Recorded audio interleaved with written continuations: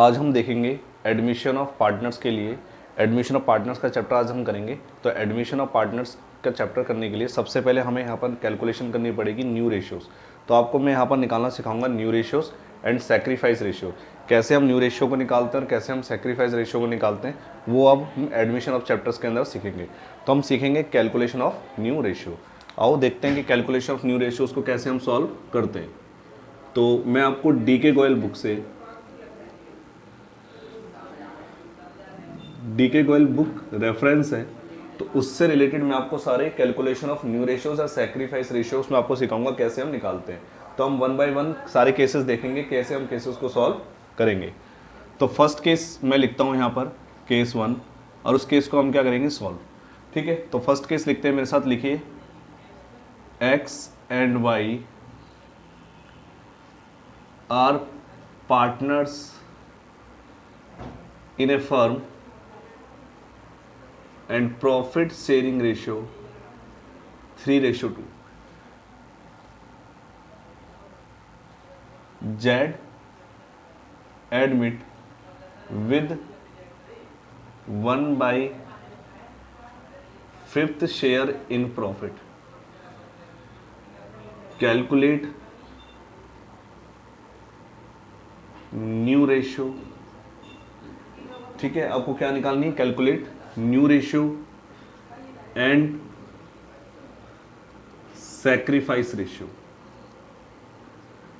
तो ये हमारा केस 1। तो केस 1 मैंने आपको लिख के दिखाया है कि XY पार्टनर्स हैं फर्म के अंदर, उनकी प्रॉफिट शेयरिंग रेशियो जो है 3:2 है। जेड एडमिट हो रहा है 1/5 शेयर से प्रॉफिट में। कह रहा है कि कैलकुलेट करो न्यू रेशियो और सैक्रिफाइस रेशियो। तो इस केस को हम कैसे सॉल्व करेंगे? तो केस को सॉल्व करने से पहले मैं आपको एक बेसिक चीज़ बताऊंगा, उसको पहले हम ध्यान करेंगे, फिर बाद में हम इस केस को क्या करेंगे सॉल्व करेंगे। मैं कहता हूँ मेरे पास दो पार्टनर है X और Y। हमारा जो प्रॉफिट था, X का प्रॉफिट था 60, Y का प्रॉफिट था 40। टोटल प्रॉफिट कितना होता था हमारा? जो टोटल प्रॉफिट होता था हमारे पास होता था 100 रुपये का, जिसमें से X के पास 60 थे और Y के पास 40 थे। अब Z आ रहा है, Z को हम एडमिट कर रहे हैं। Z कह रहा है जी मुझे 20 रुपये चाहिए प्रॉफिट में। तो मैं क्या करूँगा, 100 में से 20 रुपये Z को दे दूंगा, बाकी मैं निकालूंगा रिमेनिंग। 100 में से 20 रुपये Z को दे देंगे तो हमारे पास प्रॉफिट कितना बचेगा? 80 रुपये। अब क्वेश्चन में क्या मैं यहाँ पर कुछ कह रहा हूँ कि इस 80 रुपये का जो डिवीज़न होगा वो X और Y के बीच में होगा, लेकिन अब हमें ये नहीं पता कि 80 रुपये का जो डिवीज़न होगा X और Y का वो किस रेशियो में होगा। तो अगर क्वेश्चन साइलेंट है, क्वेश्चन में कुछ नहीं कहा है, तो हम कैसे बांटेंगे इस 80 रुपये को? इस 80 रुपये को बांटना है X में और Y में। X को पहले कितने मिलते थे? 60। कितने में से? 100 में से। Y को कितने मिलते थे? 40। कितने में से? 100 में से।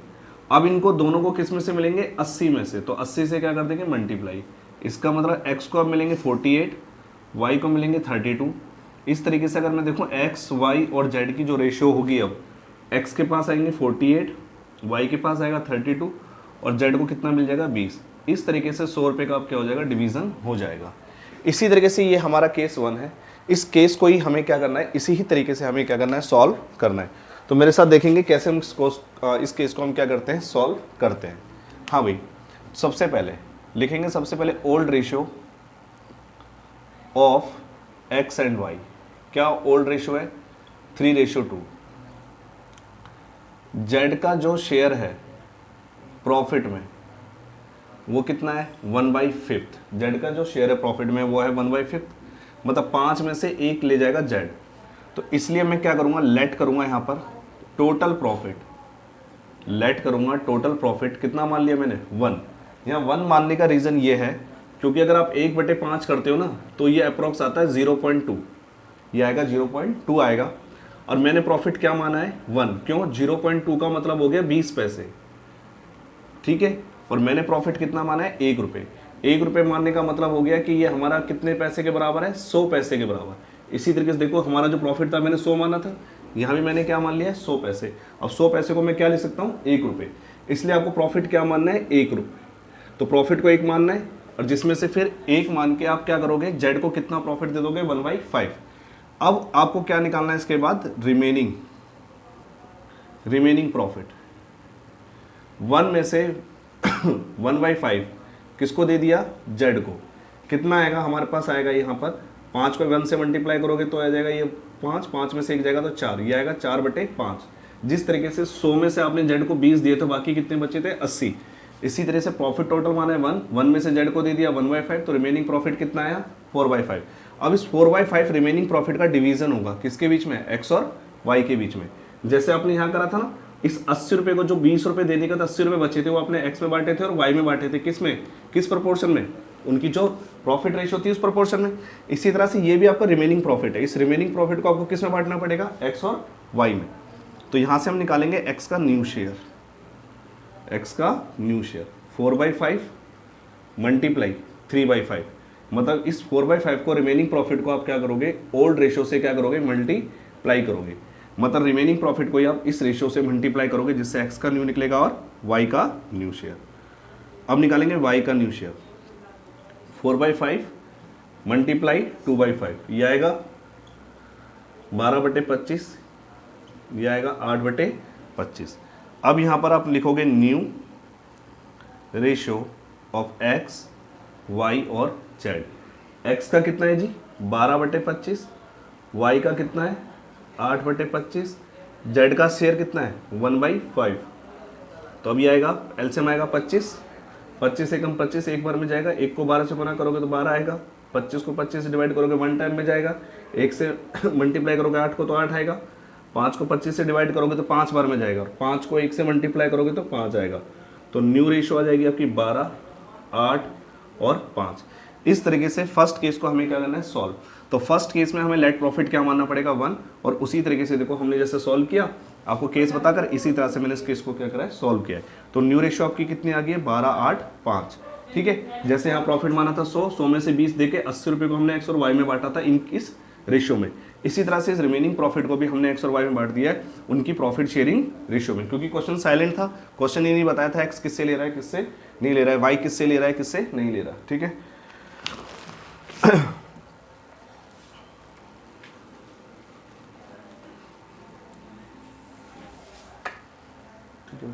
अब हमने यहाँ पर क्या सॉल्व कर लिया है, न्यू रेशियो। तो न्यू रेशियो आपकी सॉल्व हो गई है।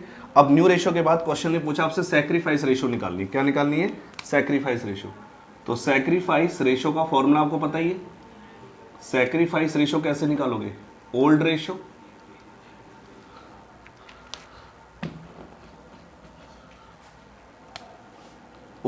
में से आप न्यू रेशियो को क्या करोगे, माइनस, तो आपकी आएगी सैक्रिफाइस रेशियो। तो पहले हम एक्स का निकालेंगे, एक्स का ओल्ड कितना है 3/5, एक्स का न्यू कितना है 12/25, माइनस करिए, ये एलसीएम आएगा यहाँ पर 25, 5 का भाग 25 में दीजिए 5 बार में, 5 दिया 15, 25 का भाग 25 में जाएगा एक बार में, एक को आप 12 से मल्टीप्लाई करोगे तो यहाँ पर कितना आएगा 12, तो ये आएगा 3/25। इसी तरह से वाई का ओल्ड कितना है 2/5, वाई का नया कितना है 8/25। यहाँ सॉल्व करोगे एलसीएम आएगा 25, 5 का भाग 25 में दो 5 बार में, 5 25 और 5 दूनी 10। इस तरह 25 का भाग 25 में करो एक बार में जाएगा, एक को 8 से गुना करोगे तो 8 आएगा, यहाँ कितना आएगा 2/25। तो sacrifice ratio of X and Y कितनी आ रही है 3/25, 2/25। तो ये सैक्रिफाइस रेशियो आ जाएगी 3:2। देखो जो आपकी ओल्ड रेशियो थी वही आपकी क्या निकल के आ रही है, सैक्रिफाइस रेशियो। तो हम यहाँ पर क्रक्स लिख देते हैं यहाँ पर कि फर्स्ट केस में ओल्ड रेशियो ही सैक्रिफाइस रेशियो बनती है हमेशा। तो फर्स्ट केस में जो ओल्ड रेशियो ही होगी वही क्या होगी, हमेशा क्या होगी आपकी सैक्रिफाइस रेशियो। तो फर्स्ट केस को हमने क्या कर लिया है, सॉल्व। तो फर्स्ट केस को आपको ध्यान रखना है कि फर्स्ट केस आपको कहाँ पर आपको कौन सा केस लगाना होगा, मैं आपको आगे बताऊंगा। तो फर्स्ट केस निकालने का आपने तरीका सीख लिया कि हमें फर्स्ट केस को किस तरीके से हमें सॉल्व करना है। तो ये हमारा न्यू रेशियो और सैक्रिफाइस रेशियो का क्वेश्चन हो गया सॉल्व फर्स्ट केस का।